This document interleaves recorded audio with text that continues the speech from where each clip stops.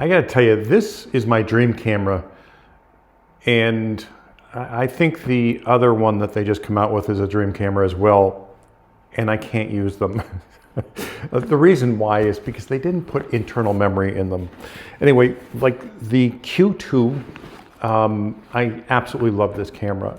And as much as, like, if I had the Q2 and the Q343, I wouldn't need any other camera other than, you know, I would have the Sony, of course, or the Nikon for the long lens and that kind of stuff. But, you know, for 99% of my events, I could use these cameras. Unfortunately, I can't use these cameras because they don't have internal memory or 2 cards. Now, I know the ones that actually don't do this for a living, or I should say shouldn't be doing this for a living, that say you don't need 2 cards, cards don't fail. They fail, period. I would never, ever shoot anybody's event, whether it's a wedding, an event, or a corporate whatever, without a 2-card system. You know, cards do fail, and I can't ever imagine going to a bride and groom or a commercial client and saying, oh, I'm so sorry, the card failed, I can't help you. It just doesn't make sense to me. And, you know, for people to be putting that out there that you don't need a 2-card system, it's crazy. You know, and I would love to say, well, you know, I can use 2 cameras, but then I have to shoot every single image with 2 different cameras. It doesn't make sense. You know, and yeah, in the film days, we had 1 roll of film, and if it was bad, it was bad. But we changed every 36 shots. We changed film. You know, it just use 2 cards. Be sensible. Don't put yourself in that situation. Hopefully, a card will never fail on you, but they do. I have had them fail. Many others have had them fail. It's devastating if you're not running a 2-card system. Okay, I'm done with that little rant. Now, the big question is, everybody always asks me what flash to use in the Q series cameras, whether it's a Q2 or Q3, whatever. And now, me personally, I went through, you know, quite a few, but I settled on the 40.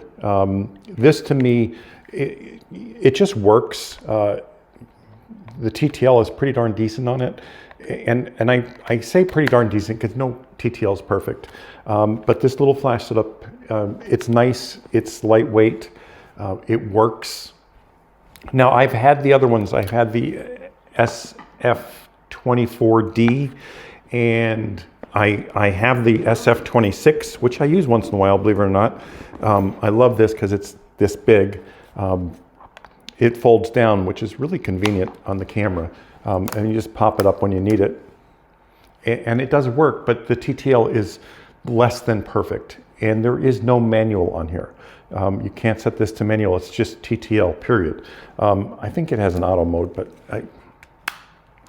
anyway, the other scenario is using the Profoto. Now, you see me using the button remote all the time on my cameras.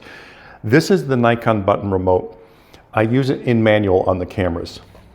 The reason I love this so much, and if I know I'm only shooting manual, which is a lot of the time, I love this setup because it is really this small. It's just a tiny, tiny setup. My light isn't that way, so, but you can see it, it's small. But if you need TTL, you have to go with their Profoto Connect Pro, which is bigger. Now, it's not massive on this camera. It's not a hindrance whatsoever, but you know, it's bigger than the little button cell. So because this thing has autofocus, it is nice to use it one-handed with a handheld flash. And this works, you know, this setup, and this gives you TTL. How accurate is it? We're gonna just do a little quick test today just to show you. I'm just gonna do a couple shots right at a camera to set nothing up. Just put it on TTL and show you what these do. Now, I can't use the Profoto A10 on camera. I can, it's a Nikon version. It'll work in manual mode, but no TTL. But if I use the Profoto Connect Pro on the camera and hand hold this, or, you know, light stand it, this will work in TTL. Let's try it and see. Anyway, I'm going to just do a quick couple shots to show you, you know, exactly what this does, what each setup does, and how accurate they are, and then we'll show you the final photos. But my number one first piece of advice, everybody says, oh, it's $1,000 for this flash for the Profoto. It is. It's expensive.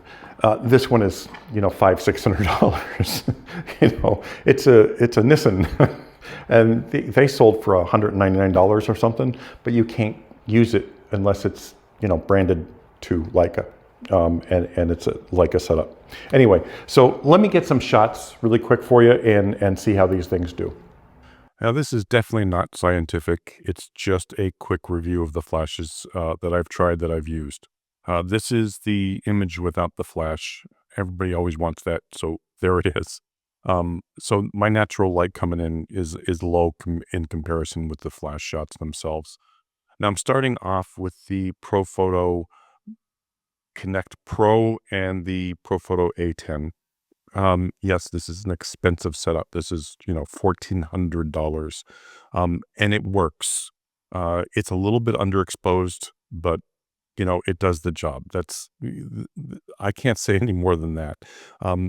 I find the images a little bit underexposed a lot of the times when using this setup, but a lot of times I want underexposed, so it doesn't bother me. The next one I'm going to use is the Leica SF26. This is older flash. It doesn't have manual mode. It's just TTL. You can't control it all. That's period. Now, this is a large area of white. So you think this, like the Profoto, it would be underexposed, but with this flash, it's never underexposed. It's always overexposed. Now, when you see the image, you think, oh, that's pretty decent.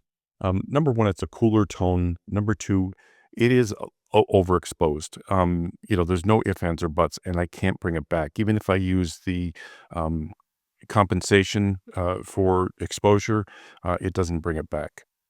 It's a nice little flash. The other caveat with that is I had to shoot at 1/25th of a second. It would not fire above that. Now, Leica Q is a leaf shutter. It can sync with flash at any shutter speed, but it would not work with that flash. With the Profoto, it worked fine. With the Leica SF40, it works fine. But the SF26, the older flash, you have to shoot at 1/25th of a second, which is kind of a bummer on that. But anyway, now this is the SF40. It is right on target. This is why I picked this flash. I love this flash. It works great. It's lightweight, and it looks great on the camera.